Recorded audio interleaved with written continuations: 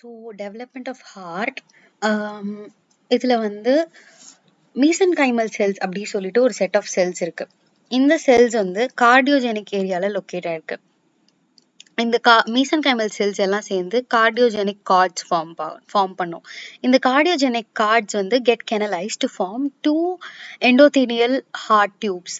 Like இதுதான் வந்து அந்த endothelial heart tubes. So cardiogenic area வந்து இங்க இருக்கு. ஸோ இங்க இருக்கிற மீசன்கைமல் செல்ஸ் தான் வந்து அக்ரிகேட் ஆகி எண்டோதீலியல் ஹார்ட் டியூப்ஸ் வந்து ஃபார்ம் பண்ணும். However, the caudal ends of the two heart tubes fail to fuse with each other. As a result, caudal end of the heart tube remain bifurcated. The heart tube forms 5 dilations from cranial to caudal end. Truncus arteriosus, bulbus cordis, primum ventricle, primitive ventricle, primitive atrium, sinus venosus. So இது வந்து TB P²S அப்படி சொல்லி ஞாபகம் வச்சுக்கலாம். Tuberculosis P²S. Truncus arteriosus is the atrial end of the primitive heart tube, while sinus venosus is the venous end of the primitive heart tube. Since the fusion of heart tube is partial in the region of sinus venosus, it consists of a central part that communicates with the primitive atrium and right and left horns of sinus venosus that represents the unfused caudal parts of the two heart tubes. So இதுதான் வந்து bifurcated caudal ends. So இதுதான் வந்து நம்ம சொல்ற அந்த central part. இது வந்து மேலால இருக்கிற இந்த primitive atrium ஓட communicate பண்ணுதுன்னு சொல்றாங்க. Arterial end பத்தி பார்க்குறப்போ truncus arteriosus represents the arterial end. Cranially, it is continuous with the aortic sac, having right and left horns. From each corn of the aortic sac, the first pharyngeal arc artery arises and passes backward and lateral on each side of the foregut to become continuous with the respective dorsal aorta. Venous end. Sinus venosus represents the venous end of the heart. Each horn of the sinus venosus received 3 primitive veins: vitelline vein from the yolk sac, umbilical vein from the placenta, and common cardinal vein from the body wall. So இதுதான். So இந்த structure தான் வந்து நம்ம பார்த்த truncus arteriosus, bulbus cordis, primitive ventricle, primitive atrium, and sinus venosus. So yeah, and then fate of this dilations. இந்த dilations என்ன ஆகுது அப்படின்னா இங்க சிம்பிளா கொடுத்துருக்காங்க. நம்மளோட truncus arteriosus forms the ascending aorta and pulmonary trunk. Bulbus cordis forms the smooth upper part of the right ventricle and smooth lower part, upper part of the left ventricle. Primitive ventricle forms the trabeculated part of the right ventricle and trabeculate part of the left ventricle. Primitive atrium forms the trabeculated part of the right atrium and trabeculated part of the left atrium. Sinus venosus is going to form the smooth part of the right atrium, coronary sinus, oblique vein of the left atrium. So இதுதான் வந்து கதை. So நான் சொன்ன மாதிரி arterial எண்டோட fate, venous எண்டோட fate. இந்த டாபிக்கை நான் ஸ்கிப் பண்ணுறேன் because I am not so sure about it. I don't think it's of that importance.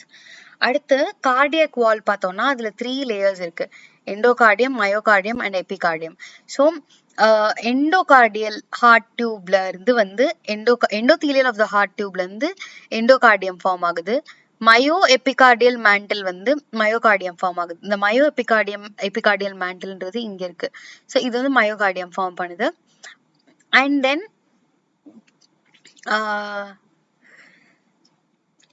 எபிகார்டியமே வந்துட்டு இதுதான் வந்து ஃபார்ம் பண்ணுதுன்னு சொல்லி சொல்றாங்க. இங்க வந்து heart tube is separated from the myo epicardial mantle by a cellular gelatinous connection. This is called as cardiac jelly. So இது ஒரு திங்கு. இந்த இடத்துல இருக்கு நம்மளோட ஹார்ட் டியூபு, இங்க இருக்கிறது வந்து நம்மளோட மயோ எபிகார்டியல் மேண்டில். ஸோ இதுக்கு நடுவில் இருக்கிற இந்த சப்ஸ்டன்ஸ் தான் வந்து cardiac jelly. And then we have acquisition of external adult heart from the okay. So இது எப்படி ஃபார்ம் ஆகுது சொல்லிட்டு தான் அந்த கதை.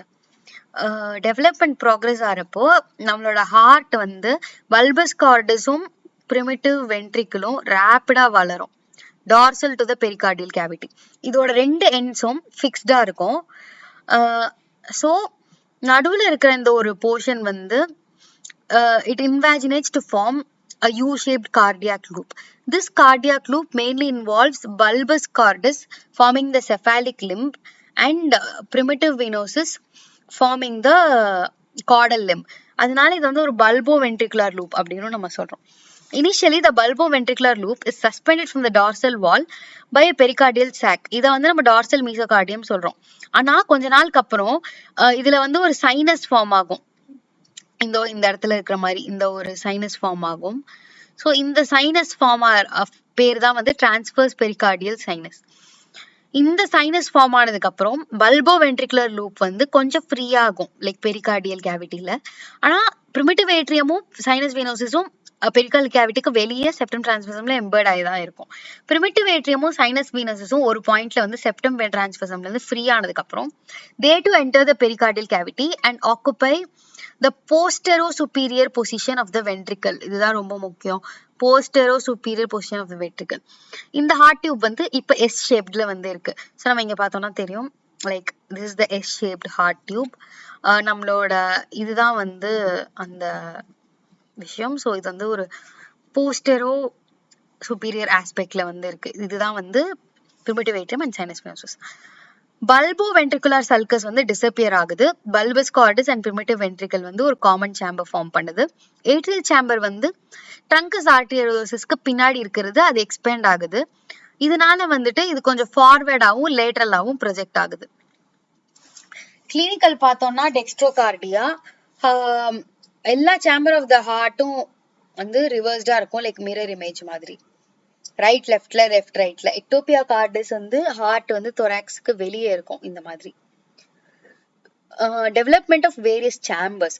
ஏவி சேம்பர் வந்து ஏவி குஷன்ல இருந்து டெவலப் ஆகுது. ஸோ ஏவி செப்டம் அப்படி வந்து ஏவி கேனல ரெண்டா பிரிக்குது இல்லையா. ஸோ இந்த ஏவி செப்டம் எப்படி ஃபார்ம் ஆகுதுன்னா நம்மளோட dorsal and ventral wall of the AV கேனல்ல ரெண்டு திக்கனிங்ஸ் வந்து ஃபார்ம் ஆகும். இந்த ஒரு திக்கனிங்க வந்து இந்த திக்கனிங்ஸை வந்துட்டு ஏட்ரியோவென்ட்ரிகுலர் குஷன்ஸ் அதாவது ஏவி குஷன்ஸ் அப்படி சொல்றாங்க. இது towards each other form move ஆகி ஃபியூஸ் ஆகி செப்டம் ஃபார்ம் பண்ணும். இந்த செப்டம் இன்டர்மீடியம் அப்படி சொல்றோம். இன்டர் ஏட்ரியல் செப்டம் எப்படி ஃபார்ம் ஆகுதுன்னா நம்மளோட இப்ப இன்டர்மீடியம் செப்டம் வந்து ஏட்ரியமையும் வென்ட்ரிகிளையும் பிரிச்சிருச்சு. இப்ப ஏட்ரியமோட ரூஃப்ல இருந்து ஒரு ஸ்ட்ரக்சர் வந்து கீழே நோக்கி வரும். ஸோ அந்த ஸ்ட்ரக்சர் தான் செப்டம் பிரைமம். அண்ட் செப்டம் செகண்டம் பத்தி நம்ம இப்ப பேச மாட்டோம். செப்டம் பிரைமம் கீழே வர வர வர வர அது இன்டர்மீடியம் நோக்கி வந்து இன்டர்மீடியம்ல கனெக்ட் ஆகும். இன்டர்மீடியம்ல கனெக்ட் ஆனோடனே ஒரு பாயிண்ட்ல நடுவுல பிரேக் ஆயிடும். அப்போ வந்து லைக் மேல கொஞ்சம் செப்டம் இருக்கும், கீழே கொஞ்சம் செப்டம் இருக்கும், செப்டம் பிரைமம். நடுவால ஒரு ஃபோராமன் இருக்கும். இந்த ஃபோராமனை தான் வந்துட்டு ஃபோராமன் பிரைமம் அப்படி சொல்றோம். ஸோ அதுதான் வந்து கொடுத்துருக்காங்க. ஸோ ஃபோராமன் பிரைமம் இங்க இருக்கு. அப்புறம் ஃபோராமன் பிரைமம் வந்து ஏவி செப்டமோட ஃபியூஸ் ஆயிடுது. Upper part of the septum primum வந்து பிரேக் டவுன் ஆகுது. இதனால ஃபார்ம் ஆகுறது வந்து ஃபோராமன் செகண்டம்.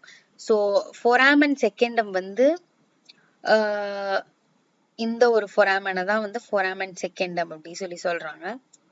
இதை வந்து ஃபோராமன் பிரைமம் அப்படி சொல்றாங்க.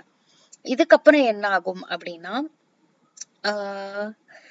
ஃபோராமன் செகண்டம் வந்து டெவலப் ஆக ஆரம்பிக்கும். ஃபோராமன் பிரைமம்க்கு பக்கத்துல இருந்து ஃபோராமன் செகண்டம் வந்து கீழ் நோக்கி வரும். ஃபோராமன் செகண்டம் வரப்ப ஃபோராமன் செகண்டம் வந்து ஃபுல்லா வளர்ந்து கண்டினியூஸா இன்டர்மீடியமோட ஜாயின் ஆகாது, நடுவுல கேப் இருக்கும்.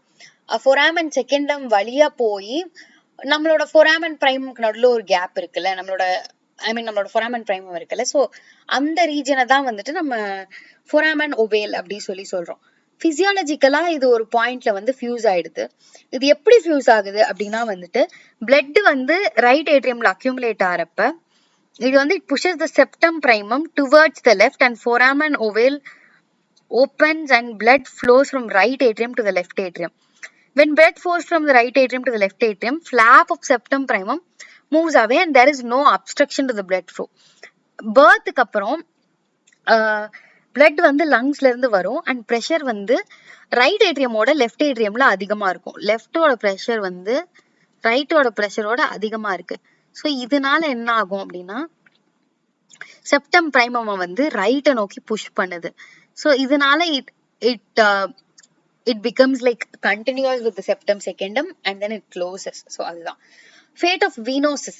Venosusல என்ன ஆகும் அப்படின்னா இதுல வந்து இதுதான் வந்து நம்மளோட ஏட்ரியம், பாடி ஆஃப் சைனஸ் வெனோசஸ், இது ரைட் ஹார்ன், இது லெஃப்ட் ஹார்ன். ஸோ இந்த இடத்துல இருக்கிற இந்த ஸ்லிட்டை தான் வந்துட்டு சைனோஏட்ரியல் ஆரிஃபைஸ் அப்படி சொல்லி சொல்றோம். ரைட் ஹார்ன்ல வந்து பிளட் ஃப்ளோ வந்து அதிகமாகிட்டே இருக்கும்.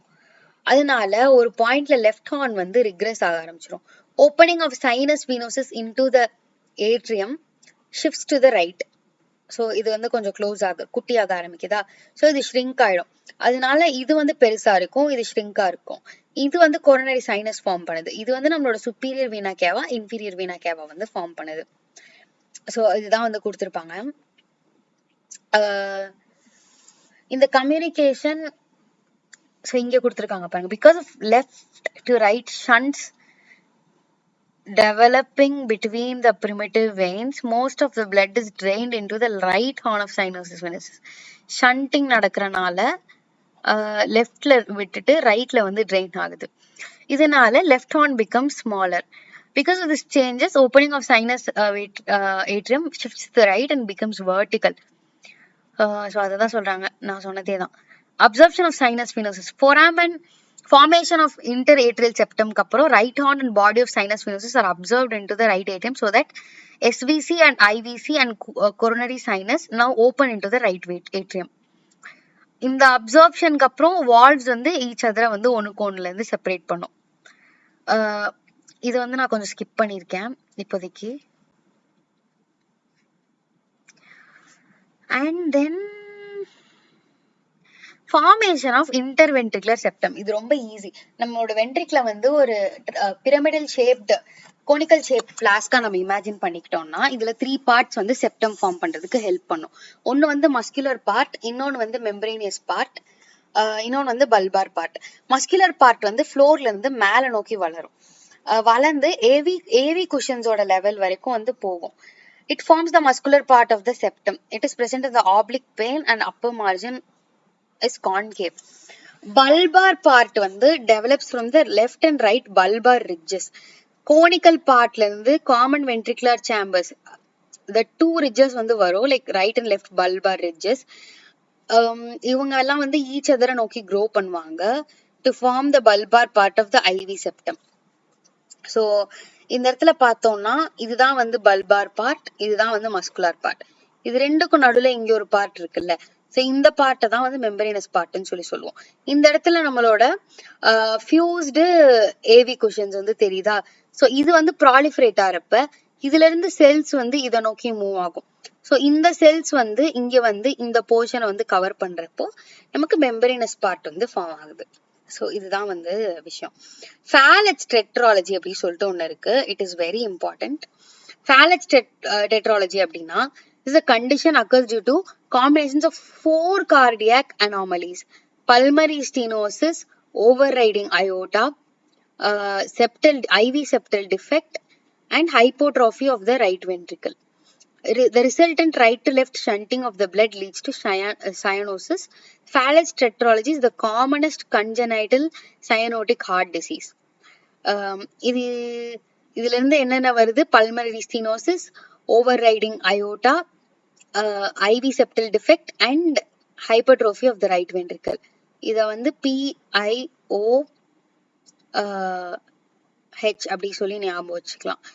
Like P stands for pulmonary stenosis, O stands for overriding aorta, I stands for IV septal defect, and H stands for hypertrophy of the ventricle.